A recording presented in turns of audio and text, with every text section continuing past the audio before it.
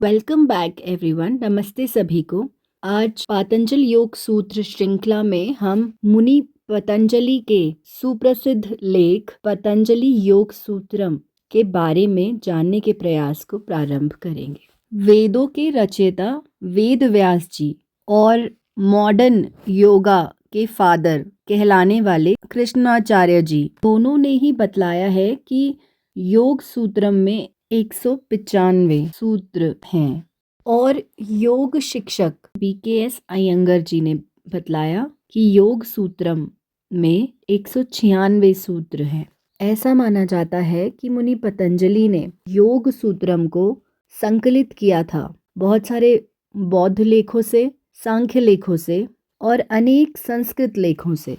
पतंजलि योग सूत्रम का मूल मंत्र है योगः चित्त वृत्ति निरोधः, अर्थात चित्त यानी कि मन, बुद्धि और अहंकार की वृत्तियों या विचारों को पूरी तरह से खत्म कर देना या अपने नियंत्रण में करना ही योग है। पतंजलि योग सूत्रम 4 पदों में अर्थात अध्यायों में विभाजित है। पहला अध्याय है समाधि पाद, दूसरा साधन पाद, तीसरा विभूति पाद और आखिरी कैवल्य पाद। इनमें भी सुप्रसिद्धि अष्टांग योग को मिली।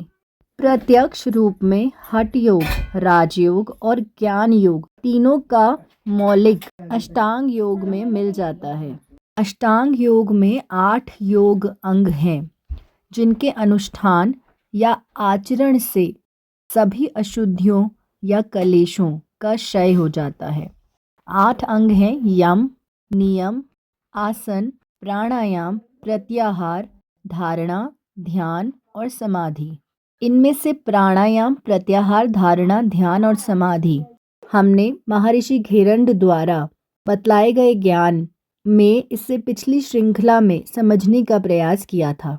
इस युग में पतंजलि द्वारा रचित योग सूत्रम की प्रसिद्धि बढ़ गई है और विश्व की बहुत सी भाषाओं में इसका अनुवाद भी हो चुका है।